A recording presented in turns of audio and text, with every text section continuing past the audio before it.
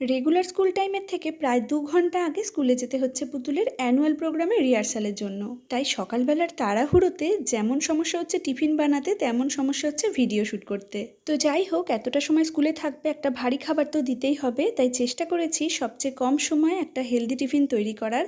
আপনাদের কেমন লাগলো দেখুন। নিয়ে নিচ্ছি 1 কাপ সুজি আর 1 কাপ জল ছড়ানো চিড়ে, যেটা আগে থেকে ভিজিয়ে রেখেছিলাম। এর মধ্যে দিয়ে দেবো 1/4 কাপ টক দই, ওই কাপেরই 1 কাপ জল, আর দেব 1 চামচ লবণ আর 1 চামচ গোলমরিচের গুঁড়ো। প্রয়োজনে আরেকটু জল দিয়ে সব কিছুকে ভালোভাবে মিশিয়ে 10 মিনিটের জন্য রেস্টে রাখতে হবে। এই সময়ের মধ্যে কিছু ভেজিটেবলস গ্রেট করে নিয়েছি, যার মধ্যে ছিল গাজর, ক্যাপসিকাম, কাঁচা লঙ্কা একটা আর আদা। 10 মিনিট রাখার পর দেখুন ব্যাটারটা বেশ ঠিক হয়ে গেছে। এবার একটা মিক্সিং জারের মধ্যে নিয়ে এটাকে একটা স্মুথ পেস্ট তৈরি করে নেব। গ্রেট করে রাখা সব ভেজিটেবলসগুলো এই ব্যাটারের মধ্যে দিয়ে ভালোভাবে একবার মিশিয়ে নেব। এবার একটা ফ্রাইং প্যানের মধ্যে খুব সামান্য বাটার ব্রাশ করে নেব আর 1.5 থেকে 2 হাতা মতন ব্যাটার নিয়ে এর উপরে দিয়ে দেব।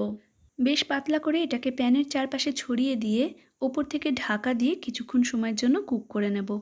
এক পিঠ হয়ে গেলে অপর পিঠটা উল্টে দিয়ে আবার কিছুক্ষণ ঢাকা দিয়ে ভালোভাবে ফ্রাই করে নেব।